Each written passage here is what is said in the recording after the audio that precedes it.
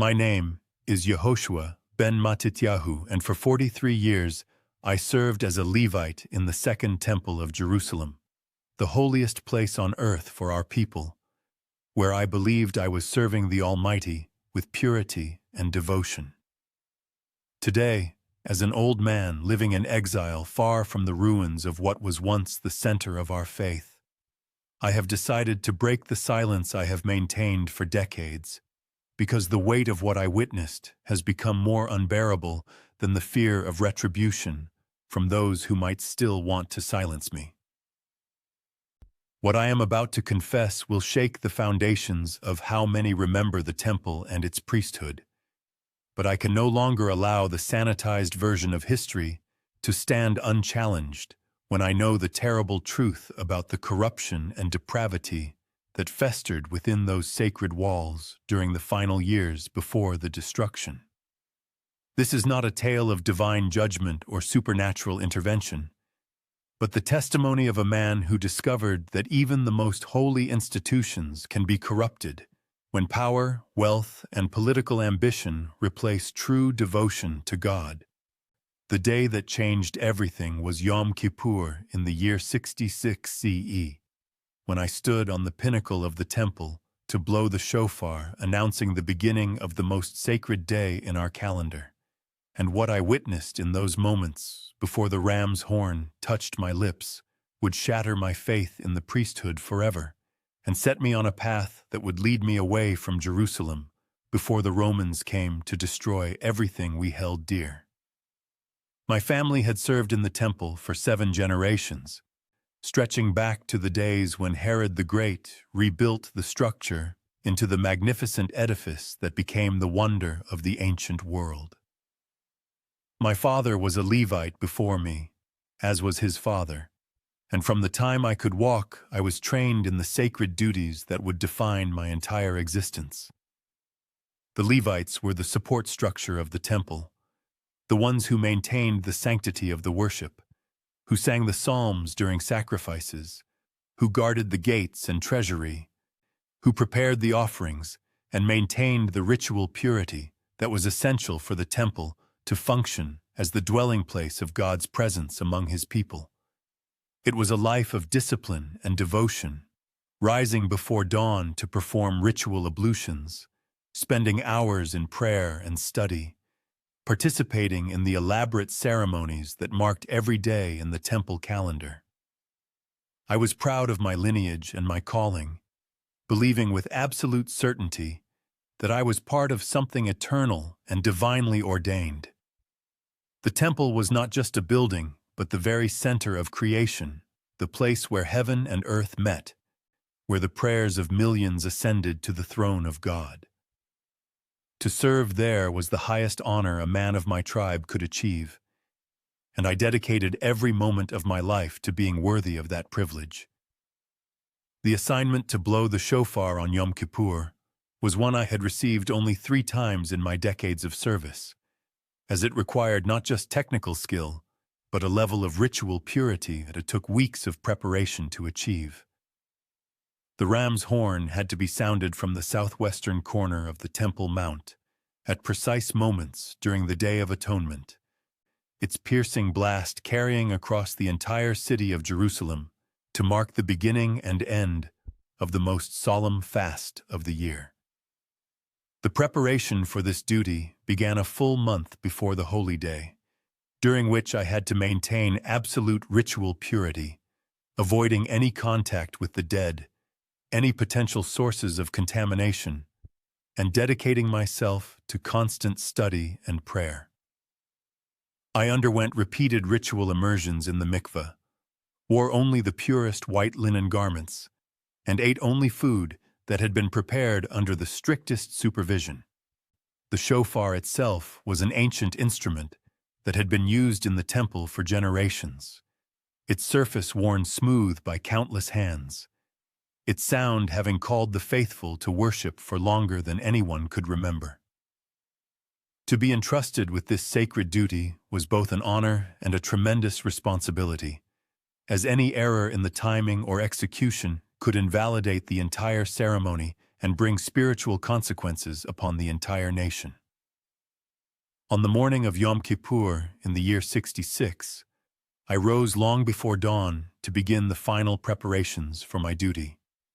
The city was already tense with the political situation that had been deteriorating for months.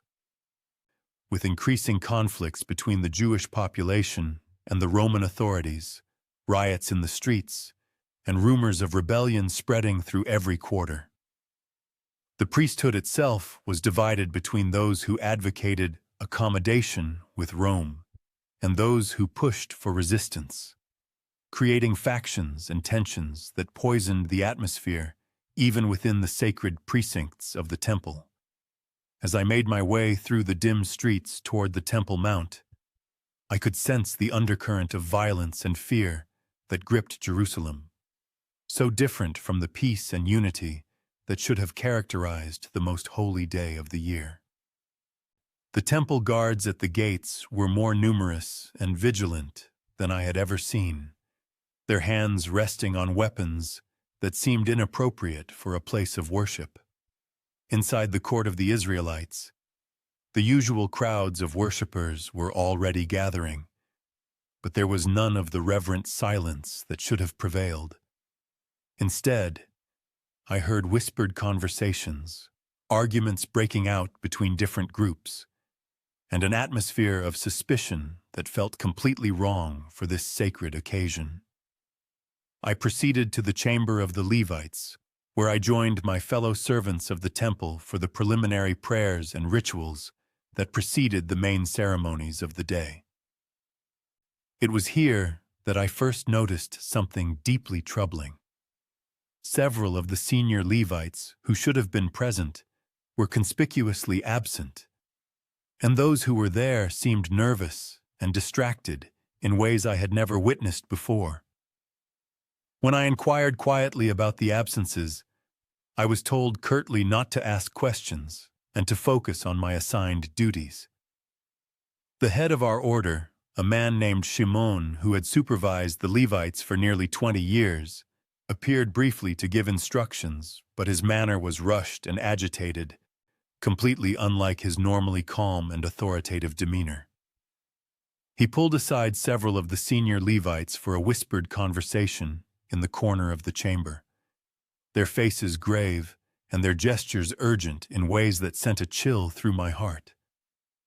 Something was terribly wrong, though I could not yet comprehend what it might be. When the time came for me to ascend to the roof to prepare for blowing the shofar, Shimon gripped my arm with unexpected force and told me to perform my duty exactly as instructed and to speak to no one about anything I might see or hear during my time on the roof.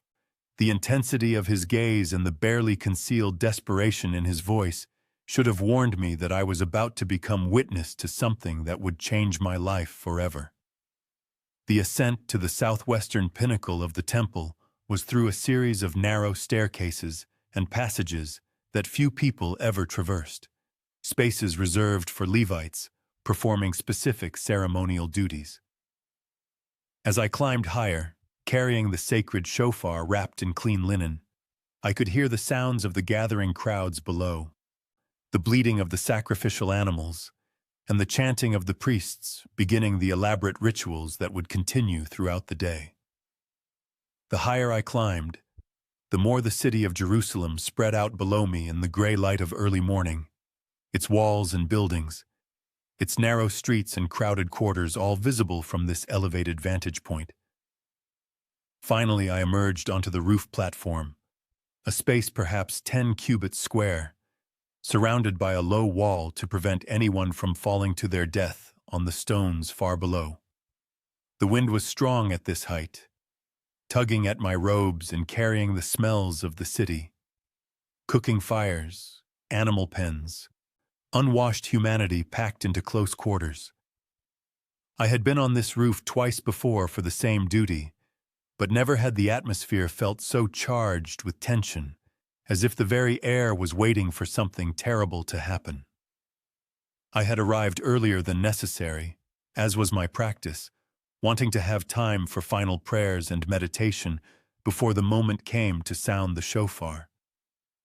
As I stood there facing east toward the rising sun, I became aware of voices coming from somewhere below me, muffled but intense, speaking in urgent tones that carried up through the ventilation shafts that honeycomb the temple structure. At first I tried to ignore them, focusing on my prayers. But gradually I realized that the voices were coming from the chamber of hewn stone, the meeting place of the Sanhedrin, the highest religious and judicial authority of our people. The chamber was directly below my position on the roof, and through some acoustic quirk, voices from within were being carried up through the stone channels to my location with startling clarity.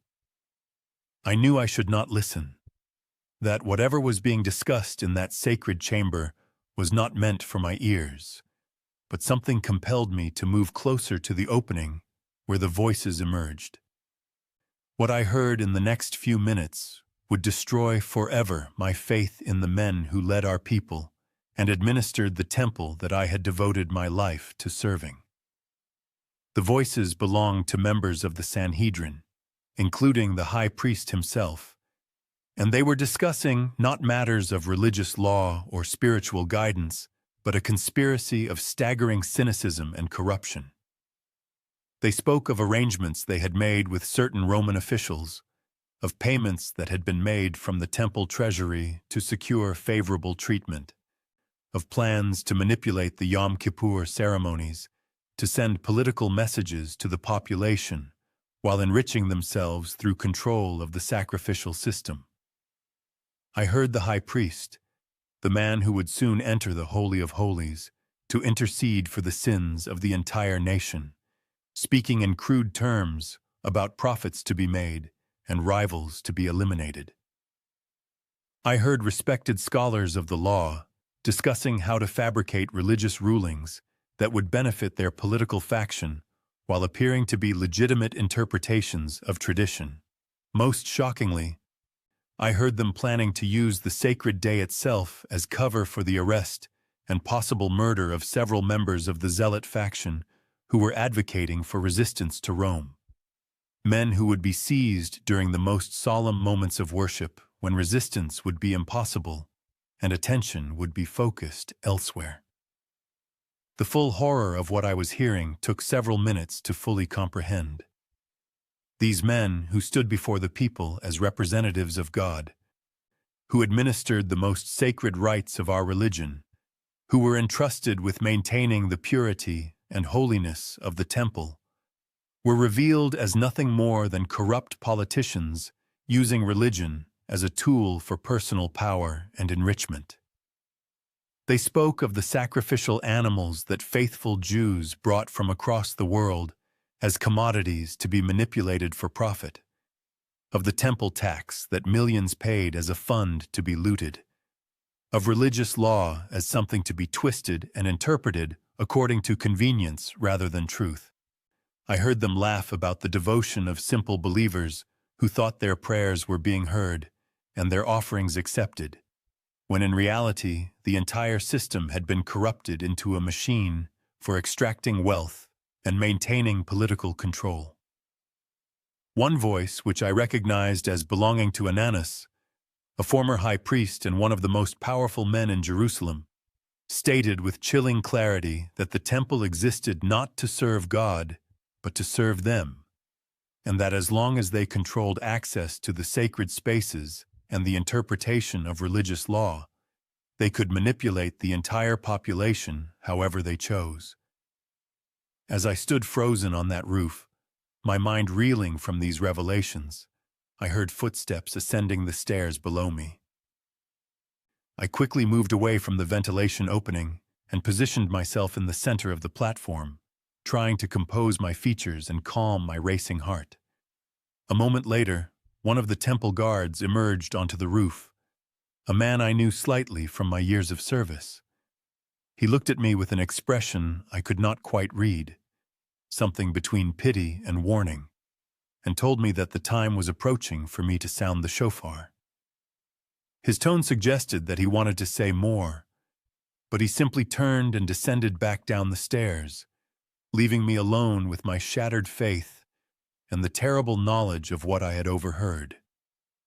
I looked down at the shofar in my hands, this sacred instrument that I was about to use to call the people to worship in a temple that had been revealed as fundamentally corrupt, led by men who had betrayed everything they claimed to represent. For a long moment, I considered simply leaving, walking down those stairs and out of the temple and never returning. But I knew that such an action would bring immediate consequences, not just for me, but for my entire family. The sun had risen higher now, and the moment was approaching when I would need to sound the shofar for the first time.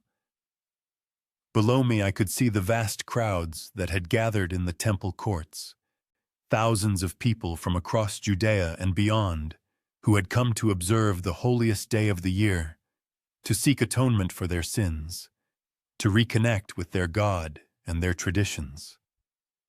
They looked so small from this height, individuals blending into a mass of white garments and bowed heads, each one carrying their own hopes and fears, their own struggles and failures, believing that this day and this place offered them a chance for spiritual renewal and forgiveness.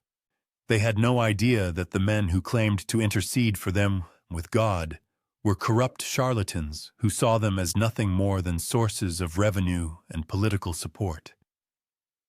I felt a wave of grief so profound that it almost drove me to my knees. These were my people, believers like I had been, devoted to a system that was rotten at its core. And I was about to help perpetuate that lie by performing my sacred duty as if nothing was wrong.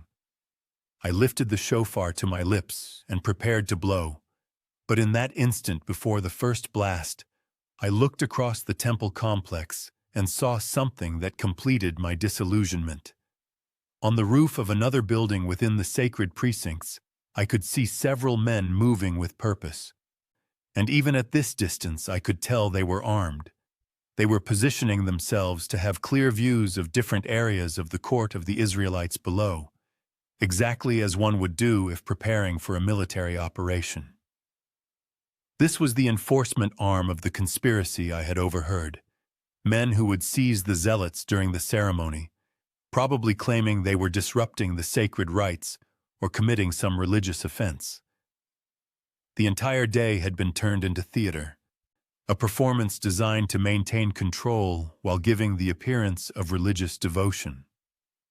The shofar blast I was about to sound would not be calling people to genuine worship, but would be the signal for arrests, violence, and the continued subjugation of our people by leaders who had sold out everything our faith stood for. In that moment of clarity, I understood that I could not continue to be part of this system, that my continued service would make me complicit in the corruption and betrayal I had discovered. But I also understood that I could not simply refuse to blow the shofar without bringing immediate disaster upon myself and my family. I had to perform my duty this one final time, had to maintain the appearance of normalcy while I planned my escape from Jerusalem and from the life I had known. I took a deep breath and blew the first blast, the ancient sound of the ram's horn piercing the morning air and carrying across the city as it had for centuries. Below me I could see the crowds respond, bowing lower in prayer, the rhythms of worship continuing as they always had. But now I saw it all differently, saw the manipulation and control, the way sacred tradition was being weaponized against believers, the way religion was being used as a tool of oppression rather than liberation. I sounded the subsequent blasts at the prescribed times throughout the day, each one feeling like a betrayal of everything I had believed in, each one making me more certain that I had to leave this place and these people who had corrupted something that should have been pure and holy. As the long day of Yom Kippur proceeded, I remained on my roof platform, required to stay in position for the final blasts that would mark the end of the fast. From this height, I witnessed the entire spectacle of the temple ceremonies, the elaborate processions of priests in their ornate vestments, the clouds of incense rising from the altar, the constant stream of sacrificial animals being slaughtered and burned, the chanting and prayers that filled the air with what should have been holy sounds, but now seemed hollow and false. I saw the high priest emerge from the Holy of Holies after performing the most sacred ritual of the year, supposedly having stood in the very presence of God to intercede for the sins of the nation. He looked solemn and holy to those who watched from below, but I now knew him as a corrupt politician who had just spent his time in that sacred space probably thinking about his next financial transaction rather than communing with the divine. I saw the moment when temple guards moved through the crowd and quietly seized 3 men, dragging them away while the prayers continued around them. The arrests executed so smoothly that most worshippers probably never even noticed. Everything I witnessed confirmed that what I had overheard was true, that the entire system was compromised beyond any possibility of reform or redemption. When the sun finally began to set, and the time came for the final shofar blasts that would mark the end of Yom Kippur, I looked out over Jerusalem one last time from that elevated position. The city was beautiful in the golden light of evening, its white stone walls glowing, the smoke from thousands of cooking fires rising as families prepared to break their fasts. This was my home, the city of my ancestors, the place where I had expected to live and die in service to God.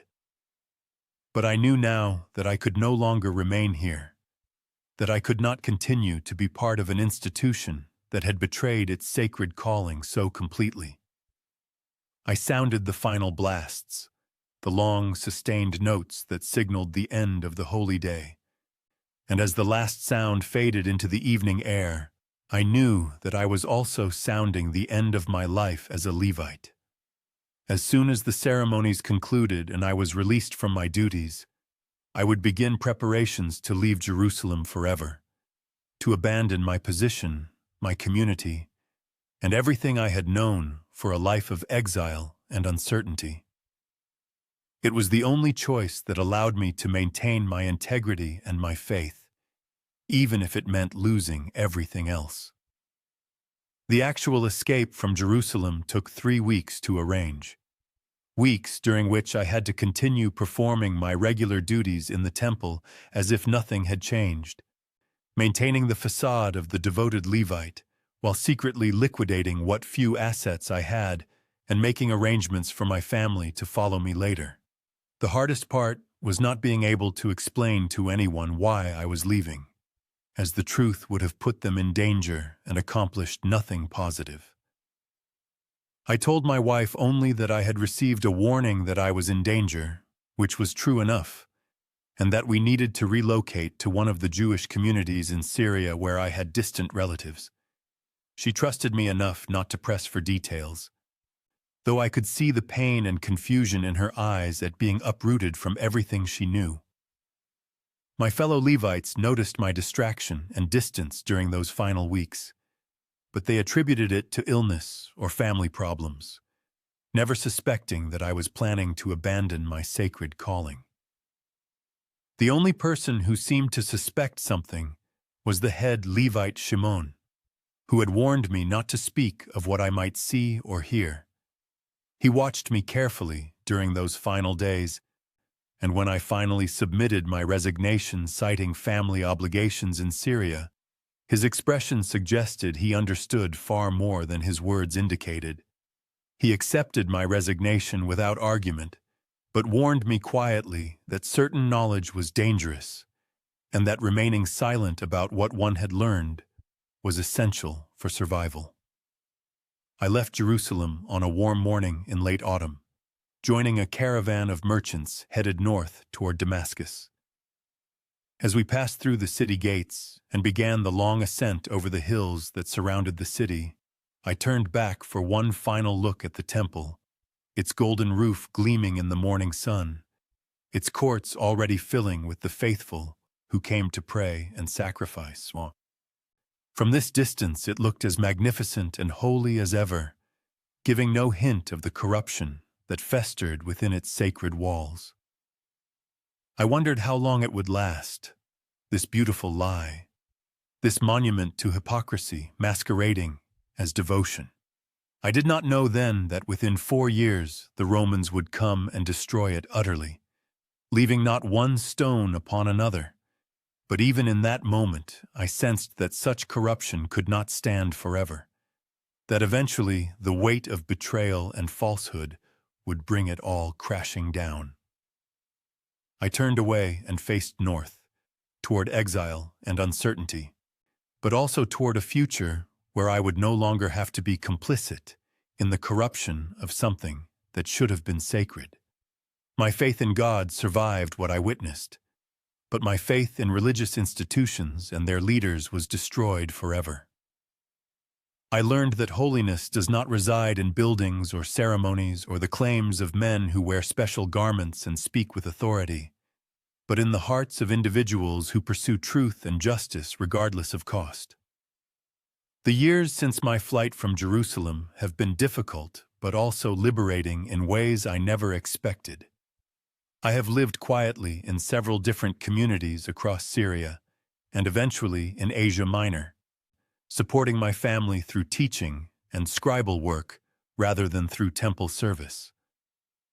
I have told very few people about what I witnessed, that Yom Kippur, as the knowledge remains dangerous even decades later, even after the temple's destruction, has made the specific conspiracies I overheard irrelevant. Those who survive from the old priesthood have scattered across the Jewish diaspora, and some have reinvented themselves as religious authorities in the New World without the temple, teaching traditions and interpretations of law as if they had always been faithful servants of God, rather than the corrupt officials I knew them to be. It would serve no purpose to publicly expose men who have lost everything in the Roman destruction, and who are now trying to help preserve what remains of our traditions. But I also cannot let the sanitized version of history stand completely unchallenged, cannot allow future generations to imagine that the temple was destroyed because we were somehow more righteous or faithful than we actually were. The truth is that the corruption I witnessed was a symptom of a deeper sickness in how we understood power, authority, and religious leadership, a sickness that contributed to the disasters that followed. What I witnessed on that roof changed not just my life, but my entire understanding of how religious institutions function and how easily they can be corrupted when people forget that no human authority should ever be considered beyond question or accountability. The men who led the temple in those final years were not monsters, but rather ordinary people who had gradually convinced themselves that their position gave them the right to manipulate and exploit the faithful for political and economic gain. They had started, perhaps, with small compromises and rationalizations, telling themselves that their actions served a greater good or were necessary evils in a complicated political situation.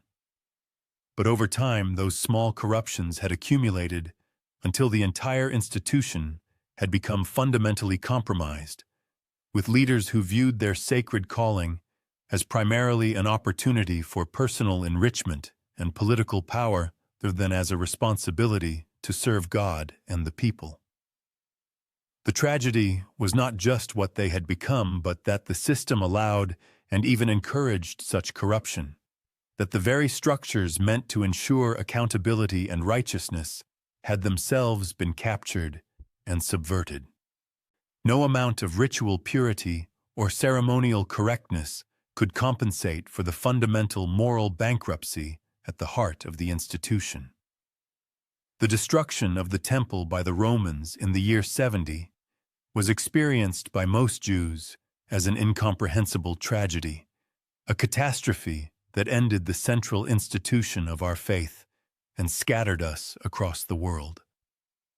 But for me, Knowing what I knew about the corruption that had infected that institution in its final years, the destruction carried a different meaning. It was certainly tragic that so many innocent people died in the siege, and that so much beauty and history was obliterated in the flames. But there was also something cleansing about the complete elimination of a system that had become so compromised that reform was no longer possible. The temple could not continue as it was, and perhaps its destruction opened the possibility for our people to reimagine our faith in ways that did not depend on a single building, a hereditary priesthood, or centralized institutional control. In the decades since the destruction, Judaism has been transformed, becoming more focused on study, prayer, and ethical living rather than on sacrificial rituals and priestly mediation. Some would say we have lost something essential, but I would argue that we have gained the opportunity to build something more authentic, more resistant to the kind of corruption I witnessed, and more focused on the genuine relationship between individuals and God rather than on maintaining powerful religious institutions. Today, as an old man who has outlived most of his generation, I look back on that Yom Kippur in the year 66 and recognize it as the moment that defined the rest of my life. The decision to leave Jerusalem and abandon my calling as a Levite was the hardest choice I ever made, requiring me to give up my identity, my community, my life's purpose, and nearly everything I had worked for since childhood. But it was also the most necessary choice, the one that allowed me to maintain my integrity and my faith in God even as my faith in human religious authority was destroyed. I have often wondered what would have happened if I had not climbed to that roof early, if I had not overheard the conversation below, if I had remained ignorant of the corruption surrounding me. Would I have been happier? Would I have remained a devoted Levite until the Romans came and killed me along with so many others who defended the temple? Perhaps, but I also would have lived a lie, would have been complicit in the betrayal of everything the temple was supposed to represent. The knowledge I gained was terrible, but it was also truthful, and I have never regretted choosing truth over comfortable illusion, even when that truth cost me everything I had valued. This confession is not meant to destroy anyone's faith or to suggest that religious tradition and community have no value. Rather, it is a warning that we must never allow institutions or leaders to become so sacred that they cannot be questioned or held accountable. That we must always remember that human beings are fallible and capable of corruption regardless of their position or title, and that true faithfulness requires the courage to stand against corruption even when doing so costs us everything. The men who corrupted the temple were not uniquely evil, but rather were ordinary people who gradually lost their way as power and wealth became more important to them than the sacred trust they had been given. The same thing can happen in any religious community, in any era, whenever people forget that institutions exist to serve God and humanity rather than to serve the ambitions and interests of those who lead them. My hope in telling this story is that future generations will learn from the mistakes of the past, will build religious communities that are more transparent and accountable, and will never allow fear or reverence for authority to prevent them from speaking truth to power when necessary. What I saw when I blew the shofar that day was the corruption at the heart of our most sacred institution, and though it destroyed my life as I knew it, that knowledge also freed me to pursue a more authentic faith unencumbered by institutional hypocrisy. That freedom has been worth every sacrifice it required, and I would make the same choice again despite all the pain and loss it entailed.